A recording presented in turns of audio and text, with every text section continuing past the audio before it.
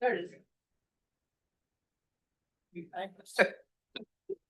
Yeah, new to this microphone too. Hello, everybody. Welcome to City of Plymouth Council regular meeting agenda, Thursday, April 9th, starting at 6:32. Can we please stand for the Pledge of Allegiance? Oh, roll call, sorry. See, I'm jumping ahead already. Councilmember Bottomley, Here. Councilmember Cranford, here, Councilmember Dill, here, Vice Mayor Hornish, Here. and Mayor Nunn is absent. Thank you. We have a quorum. Okay, now we'll stand for the Pledge of Allegiance. To the flag of the United States of America and to the republic for which it stands, one nation, under God, indivisible, with liberty and justice for all. All right. Thank you, everybody. Look for approval of the City Council regular meeting agenda of April 9th, 26. So moved. Second. Councilmember Bottomley, Aye. Councilmember Cranford, aye, Councilmember Dill, aye, Vice Mayor Hornish. Aye. Thank you. Motion passes. Moving into regular meeting public comment. Is anybody that Elizabeth, come on up.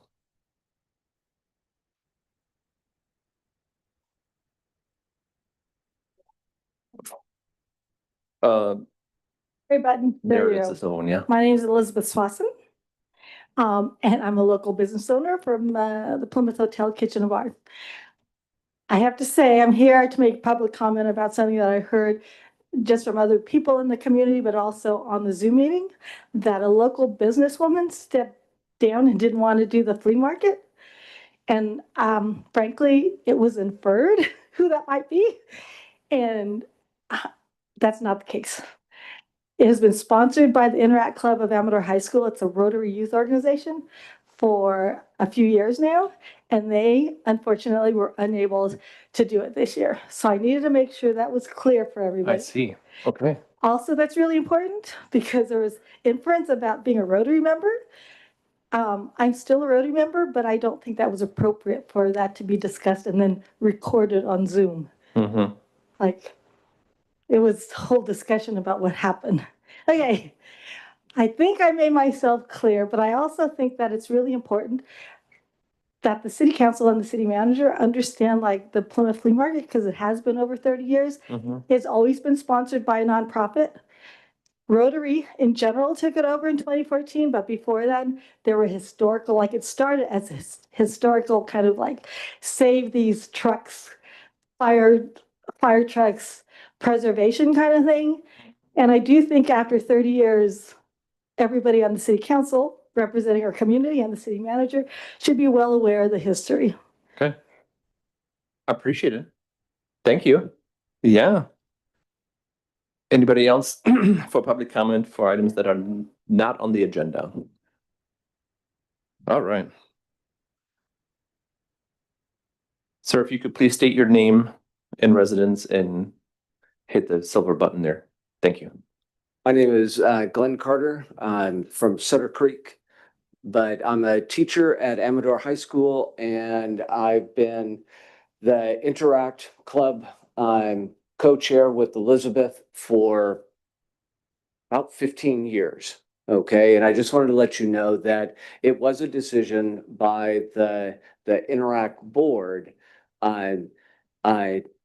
that we did not have kids who were able this year to step up and co-chair the Plymouth Flea Market.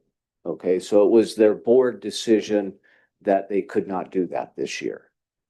Okay. We have done it in many other years as far as helping serve in the kitchen and out here and so forth. We just weren't able to do that this year. Thank you, sir. Okay. Appreciate your time. All right. Okay. Yeah, if I may. I apologize. Microphone, please. Thank you. I apologize. I was given the information and trying to relay it. I didn't mean to, for those, you guys were dropping the ball or anything. It was just, yeah.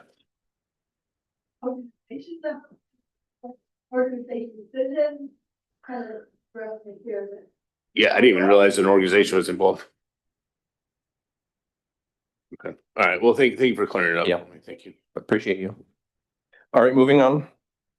No presentations, proclamations, or appointments. Consent calendar items. Oh, closing public comment. Thank you. See, I'm rushing. Hmm? Yeah. Consent calendar items. Can we approve all items listed? Looking for approval. Well, you need public comment too. Well, okay. Is there any public comment on the consent calendar online, maybe? All right, none. Closing public comment there. Looking for a motion? I'll motion to approve the consent calendar as presented. I'll second the motion. Councilmember Bottomley? Aye. Councilmember Cranford? Aye. Councilmember Dill? Aye. Vice Mayor Hornish? Aye. Thank you. Motion passes. Okay.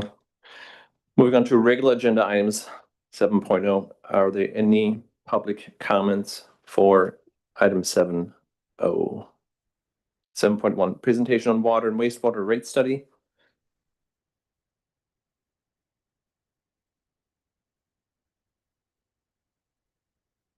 Okay, closing that public comment for 7.1. And Sarah is here from NBS with a report.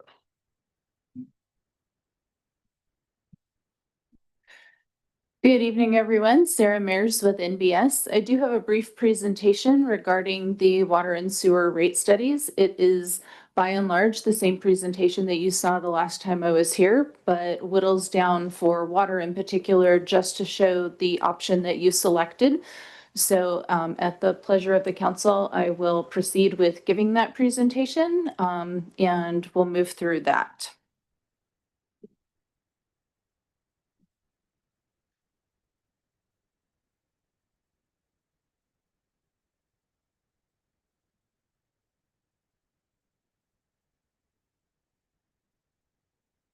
Okay, briefly, we'll talk about why we're doing a rate study, why it's an important thing to do. It is required to comply with Proposition 218, which is a part of California's Constitution and sets forth both procedural and substantive requirements regarding rate setting in California.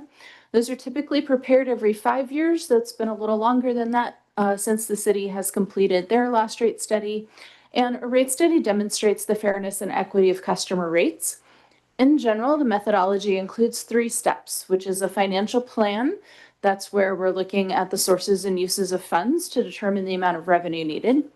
The cost of service analysis, which proportionately allocates the revenue requirement to the customer classes in compliance with the cost of service standards under state law. And then we have the rate design analysis, which is where we consider the rate structure that best meets the city's needs to collect the rate revenue. When we're pursuing the financial plan and running those calculations, we are estimating all of the costs to be recovered from customer rates. So we're looking at the operation and maintenance or O&M costs. We're looking at any debt service that may need to be paid, capital costs, and we're subtracting any non-rate revenues you have, things like licenses, fines, or application fees. From there, we determine what that net revenue requirement is. We also are going to consider funding for adequate levels of reserves, and that's a really important thing that we're looking at to make sure that there is funding available there in your reserves in order to meet future needs of the systems. The cost of service analysis is where we proportionately allocate the cost based on the cost of service to each type of customer. Water costs are typically allocated by looking at the system capacity costs, which is generally based on meter size, the commodity cost or the actual water itself, and the customer costs. And those are things like billing of the utility rates. Those costs are allocated to each customer class based on their proportional share of the above criteria. For sewer costs, we look at things in a similar manner, but a little bit different, just given the utility. We're looking at the flow, which is the amount of effluent that's generated. We're looking at the strength of that effluent. And this is a little bit different than what you all have done in the past. Your rates and your EDU calculations previously were based on flow and did not include calculations that were related to strength. So that is a change. And we're looking at what's known as the biological oxygen demand and the total suspended solids. That it helps us understand what is required to treat the effluent that's coming. And we also look at customer costs there as well. In terms of the rate design, we are making sure that those rates are proportional to the cost of service. Again, that's required by Prop 218. There have also been several cases that have come through, starting in 2015 with the San Juan Capistrano case, and then in the last couple of years, and even as recently as December of 2025, there have been additional cases that tell us how to interpret the language in Proposition 218 to ensure that we are demonstrating the cost basis of those rates as required by the Constitution. We want to make sure that rates are equitable and non-discriminating, that there is an ease of administration and understanding. We obviously don't want to create rates that are so complex that no one can understand what their bill is going to be.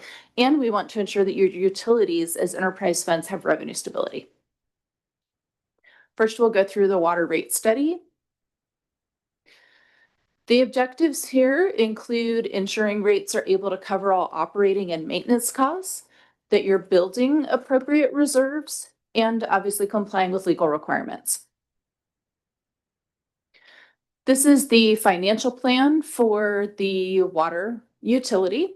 And the option selected here is the alternative that was discussed the last time I visited council, which includes rate revenue increases in the first year at 30%, and then the percent increases for rate revenue taper off after that.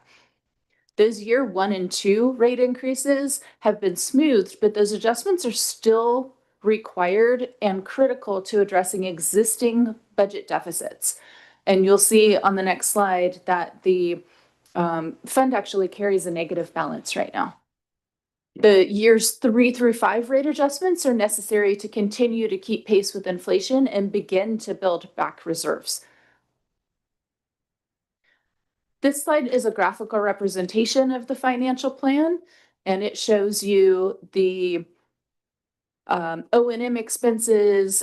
There are no rate-funded capital expenditures depicted here because we have allocated funds to building reserves instead.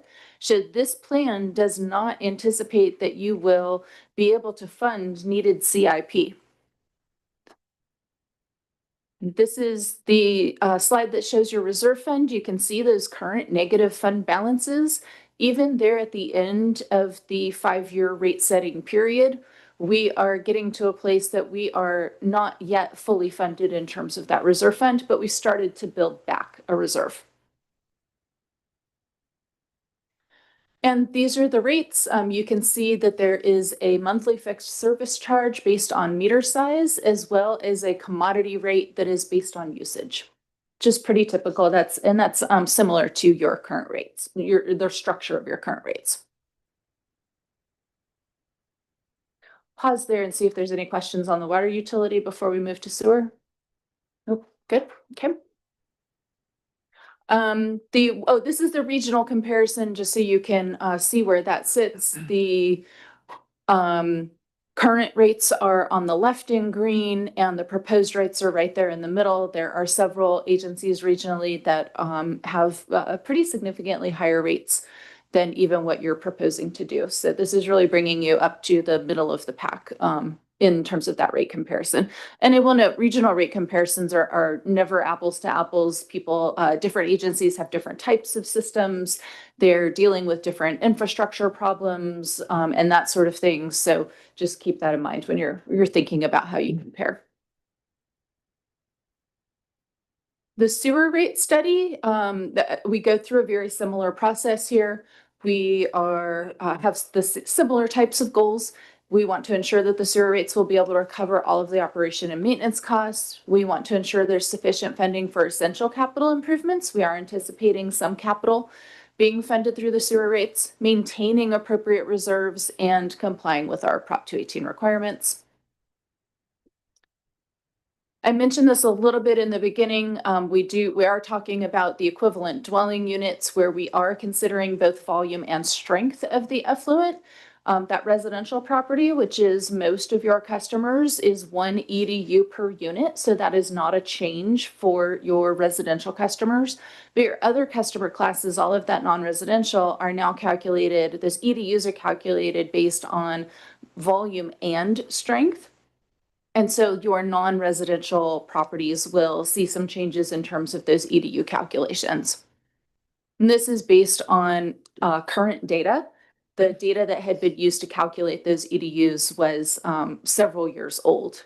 And that's still being used for your EDU calculations that are in place today. So we've updated all of that. This is the financial plan for the sewer utility. You can see we have much more modest rate revenue increases here. This utility does not have a negative fund balance. There are some reserves on hand. And it's generally a little healthier from that perspective financially. So we were able to keep those increases much more modest. You can see here again, there is debt service. You can see a little tiny bit of red there. That'll be paid off here very shortly, but we're able to continue paying that off. And in this case, we're able to fund the capital expenditures through capital reserves rather than through rate funding. So you already have some of those funds on hand, and so you're able to maintain that. And even with using some of those reserves for some of those capital expenditures, you're still in a situation where you have healthy reserves. They're actually slightly higher than the reserve target that we would be looking at. And in this case, you can see that the rate per EDU actually goes down a little bit in the first year. And the reason for that is that we have done that reallocation through those EDUs so that the non-residential is paying for the strength of effluent that they're generating. And so they're, in terms of the system as a whole, they're taking some additional financial burden in terms of those rates. And so that rate per EDU actually goes down a little bit, but there are more EDUs allocated to some of those non-residential properties. And this is the rate comparison. So again, you can see the lighter green is the current, and just a few dollars less. There is the darker green, which is the proposed, and again, very low actually compared to most of the other agencies in the region in terms of where the city is sitting, even with that proposed rate on a per EDU basis. We are sitting at step 2. This is the process that we need to go through. So we had come previously and been provided direction on the proposed rate adjustments.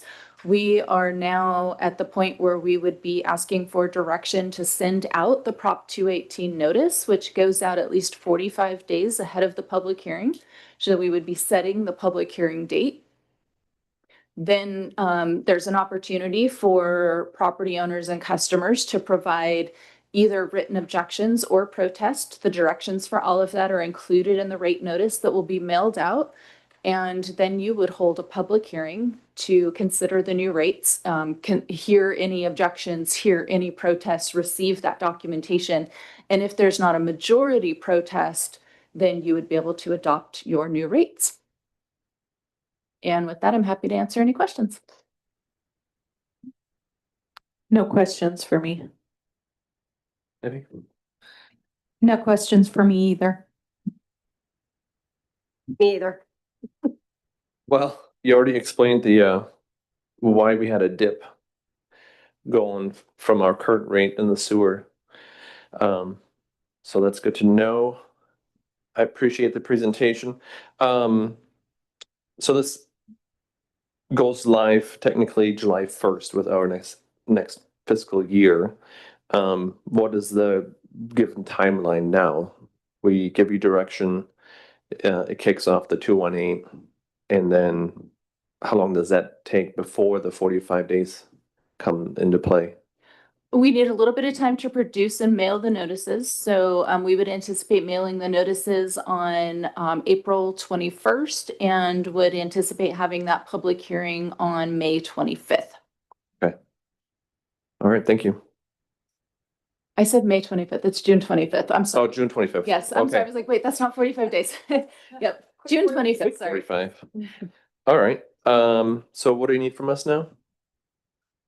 Just direction to set the public hearing on June 25th and mail the notices. Any objections to that? Nope. Nope.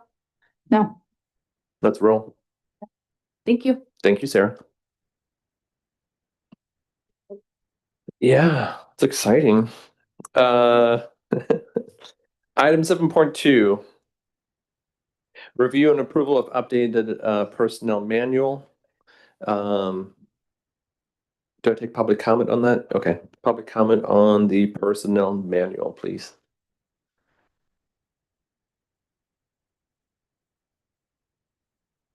All right, seeing none, we will close public comment and go to Mr. Cameron Begbie. Thank you, Mr. Vice Mayor.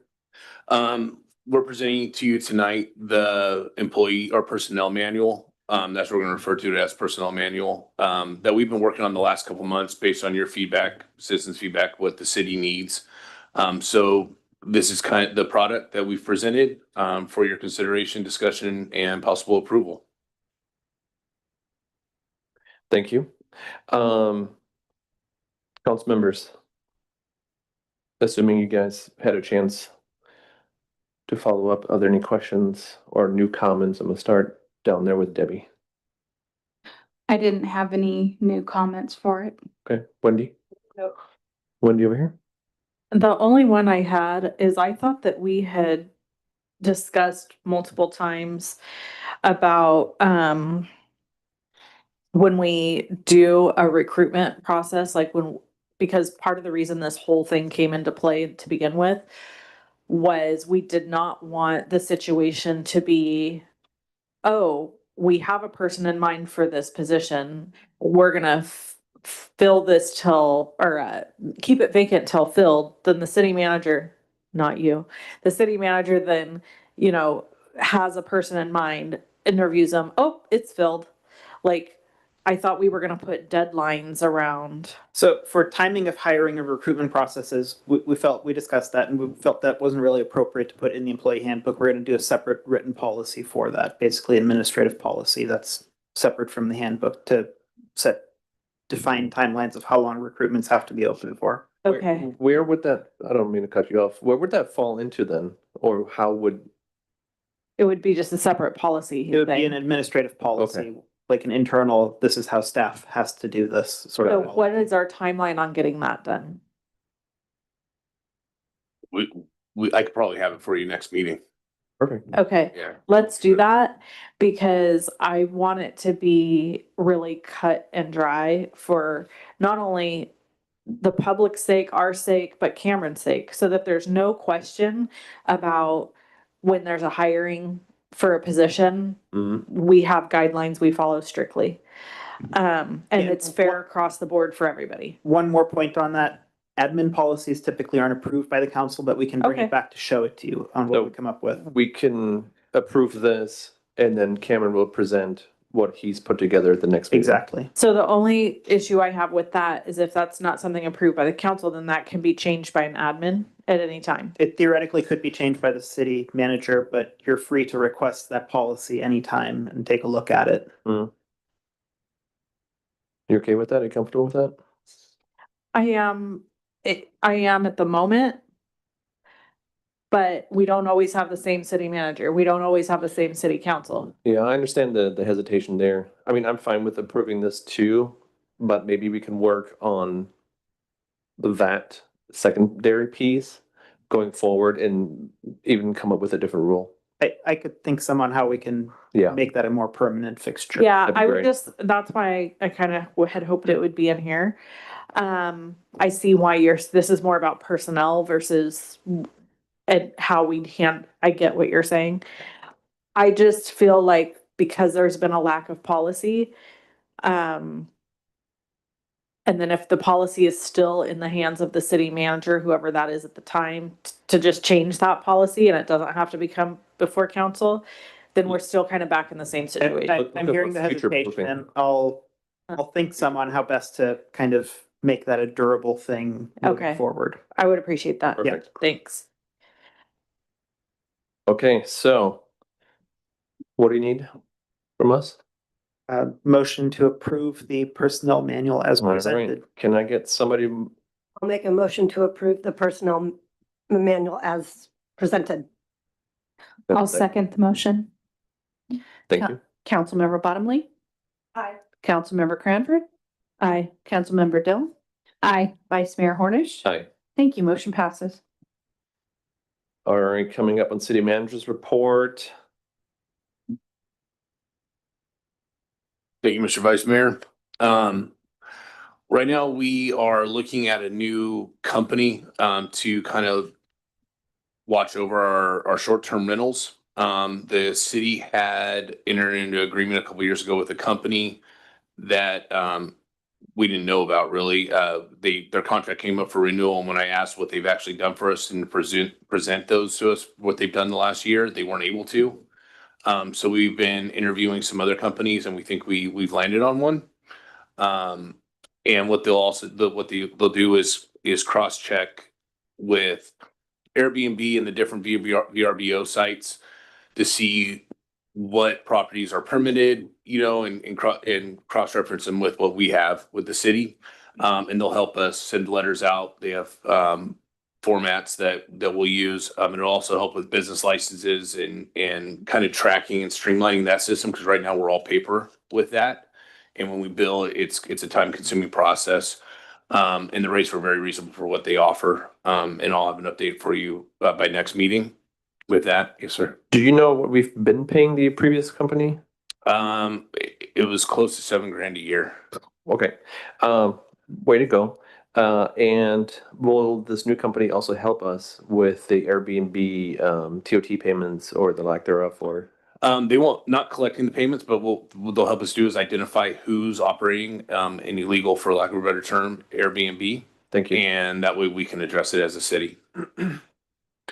Our public works, they've been grinding. I know the weeds and stuff have been just kicking up. They've been grinding. They've moved over to Zinfandel Ridge and started working around the pond there. We're starting to identify some properties that are out of compliance or getting close to there that we're going to start sending letters to address. We do have an official now work ticket in with Caltrans to come take care of the walking path. They told us today or tomorrow, which if rain's coming, I don't see that happening, but we are on their radar and they are accepting responsibility for it, which is awesome. Now, is it true that they have an app, or like how can anybody lodge file a? I've never done it on a personal level, but we called them and hounded them and went back and forth and argued with them a little bit. And next thing you know, we got a ticket, All right, thank you. a work ticket. Let's see. Can I just comment? Thank you Please. for doing that. Yeah, absolutely. It's not been a secret to anybody that I have been on the record about how frustrating the whole thing has been with Caltrans. Right. And this was not something that it's not the city's job to maintain that, is my stance on that. So No. I appreciate you reaching out and hounding them for that. And I hate to ask our public works crew to kind of fill in for them. I mean, we're already short staffed and running on, Unless we they're- can bill Caltrans for their time, then Yeah. yes. Yeah, well, they don't mind billing us. And bill them double. So I just looked it up. There's a Caltrans page where you can submit service requests. What is that? If you just put in Caltrans complaint service request in Google, it should come up pretty fast. It's a Terrific, thank you. fairly complicated URL. We've received a couple complaints, one in form of a written letter regarding still these GPS apps driving people through neighborhoods instead of to the casino. So we're working on reaching out to Apple and that they seem to be the biggest offender of this, and sending people to their business offices versus the casino. So hopefully we can get that fixed, but it's not an easy task dealing with Apple.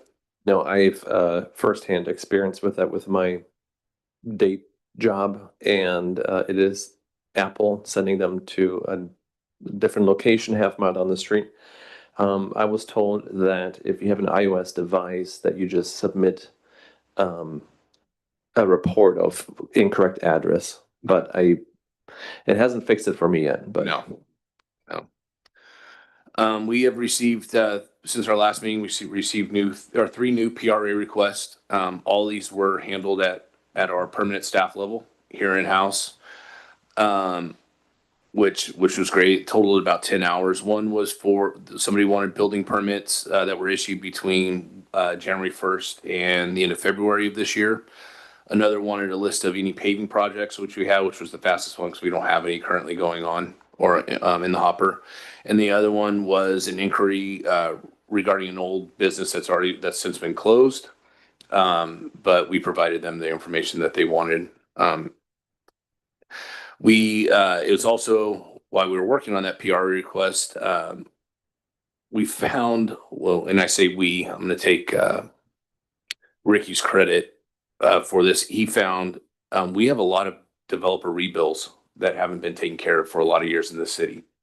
One is over $225,000 that should be owed to the city that we never collected. We are looking into avenues to see how we can do that and collect it. But some of them are, 5, 6, 7, 8, 9, 10 years old or more. So that's a project that we're working on with Ricky. Is there a moratorium on bills like that, or like an expiration date, like you no longer owe this? It depends. Depends on That's what a kind of very charge it good- was, how it was incurred, is there a contract underlying it, all sorts of things. That's the best attorney kind of lingo I've heard. All Yeah, right. and that's the thing, we have to look at all the avenues because Yeah. I mean it's a significant amount of money that the city has let go. Very much. So Well, I appreciate that. that's Ricky. that's what we have. Yeah, Ricky's been, I gotta give Ricky a lot of credit. He's been doing a real good job with this. And I mean, our whole city staff has just been really crushing Right on. what they've been doing. So thank you. Appreciate it. Moving on to mayor and council members' reports and council requests for future agenda items, starting with Debbie. I don't have anything to add to a future agenda, but I just wanted to mention that Cameron Holger and I met this week with Congressman Tom McClintock, and it was nice to talk with him and get his perspective. And he had asked if there was anything that he could do for the city of Plymouth from a federal level. And I know Cameron had mentioned we're hoping to possibly look at getting some grants in the future, and his office offered their support in that respect if we find one that we want to apply for. That'd be great. Wendy. I have a couple things. Last Thursday, I met with the ACTC.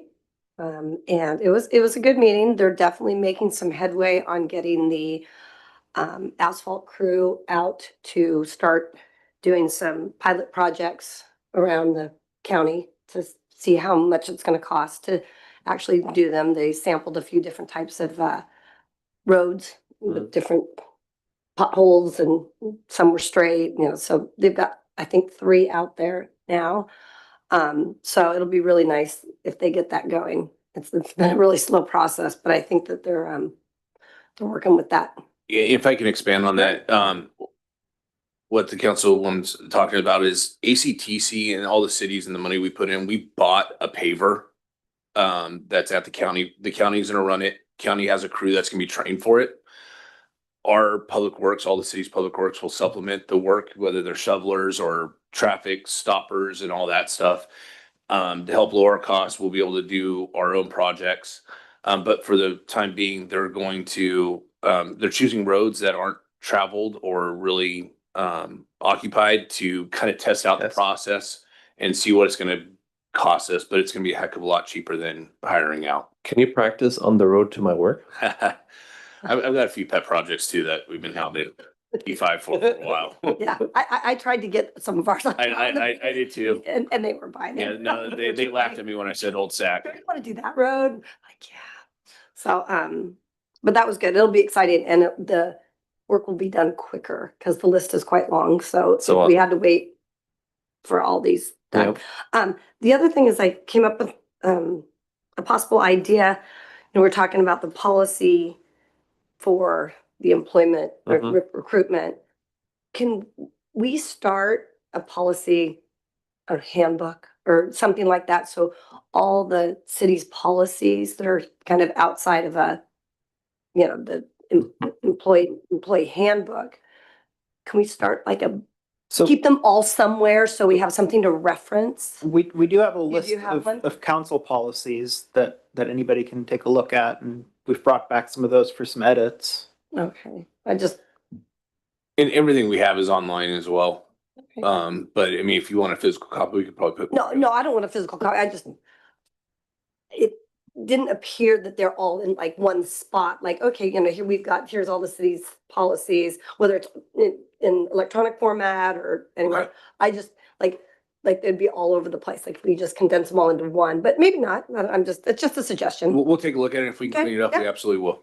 More streamlined online, perhaps. Okay. Anything else? Okay, thank you. Wendy. I don't really have anything to report except, there's an event Saturday, April 25th that is coming up called Celebrate Our Children. It's at the Italian Picnic Grounds in Sutter Creek. But I thought that, as a city, we should support that and just make people aware of it. I'm sure they'll put flyers up here in town. If not, I can get some to you to hang up and share. It's from the Resource Connection. So they just have a lot of events that they do, and it's more focused on younger kids and stuff like that. Lots of resources there, and Do they have activities? Like, Yeah. is it for families? yeah, it's called Celebrate Our Children. It's music, fun activities, free lunch, face painting, car seat checks, community resources, fire and police are there, outdoor activities. It's rain or shine. It's free entry. Nice. And it's just something they do every year, kind of gather all the different local entities that work towards helping kiddos in the communities. So just so everyone's aware of that, April 25th at 11 at the Italian Picnic. And then, I just wanted to thank you, Cameron, for trying to follow up on the situation with the traffic for the casino. It is very bizarre. If you're on Google Maps, it's fine. But if you go to Apple Maps, it shows that it's on Village Drive, but as soon as you click it to drive to the location, it takes you down the street I live on. So, it's definitely been aggravating. There's a significant amount of people that come down our street, ask where the casino is, turn around. In fact, a neighbor of mine, I think because of the way the directions show, they drive all the way down their driveway. So, Can we put the electronic sign out there on weekends when traffic is the heaviest? We actually purchased permanent signs that yeah. the entrance of those neighborhoods saying no casino access. Oh, right on. Yeah, but they're great. I'm glad we have them. They're not huge. I think for whatever reason, when you come down Bush and you make that right on Sutter, which is my street, I think that the map shows to go that way to try to get to the casino because we have them come in front of our house and then to our neighbors. So I think we need to entertain the idea of putting a not a through street sign or something at the end of specifically my street once they've passed, because they're going past the initial ones that say no casino access. Can And we then see they're if, coming all the way down. Public Works has a extra sign laying around? We do, and Okay. we could put it right. I'm not sure it's gonna help, but Right. So what you're saying, it's an Apple I know, issue, yeah, it's and an not Apple. Android issue. It's not happening on Google Maps. Yeah, see? It's only happening on Apple Maps. So, yeah, I do know a couple people who already filed a report through their Yeah. device. iOS devices, yeah. So yeah, I mean, here's the thing, if you don't live down those streets and it's not affecting you, you don't care. Hey. So nobody's gonna file a complaint except for the, people that live in chicken flats that are annoyed Maybe we by can, it. ask our lovely citizens to pitch in. Yeah, I guess I could. If you have an Apple device, report it. Yeah, Probably by mass, I mean, 1 or 2 apples just gonna. ignore. Yeah, anyway, it's a nuisance. So there's that. Other than that, I don't think I have anything else. I think I'm good. Cameron, I have a suggestion that may help getting a hold of Apple. When I had a problem with Facebook, I went through Call Curtis. I don't know what the CBS media, but they have an in with them, and that may be your way to get it fixed. Wow, Maybe I'll call Curtis. awesome. Put me on TV, Wendy. Read him my list. Well, thank you guys, ladies. Yes, we met with Tom McClintock. That was fine and groovy on Tuesday. The exciting news I have is that the Donut Street Cafe is ready to be open tomorrow at 4:30 a.m. right next to City Hall. And if they kept their regular hours, it's 4:30 a.m. to 2:30 p.m. I look forward to frequenting them again and get my number 7 no tomato. The only other thing I have is it had come up during the rainwater study. Do we have a program in place of subsidizing water and sewer? And who, how, ins and outs? I just would love to know who qualifies, how do we help them? I'm That's a policy that we're trying to still refine. oh lovely. So we're reaching out to others to see how they do it and Okay, work with BBK. because we'd like to help as much as possible. I have one more thing. Go ahead. Since I was sitting here on Facebook to find the Celebrate Your Children thing, 7 minutes ago, the city of Plymouth posted that the pool is going to be open on June 6th. That must be a scheduled post since the entire staff is sitting in this room. We multitask well, man. Awesome. Yes, I see that. So Yeah. yeah, swim lessons, registration opens on May 1st. So yay. And Wendy, how do they register? Oh, let's see. Let me read. Swim lessons registration opens May 1st. Pool will be open for swim June 6th. Contact Victoria McHenry No way. at the City of Plymouth. V. McHenry at cityofplymouth.org. Awesome. You're welcome for me. Okay. Let her inbox. Before we go to closed session, item 10.1, is there any public comment? Conference with real property negotiators.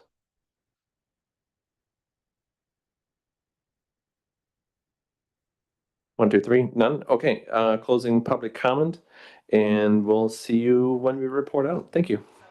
7:15.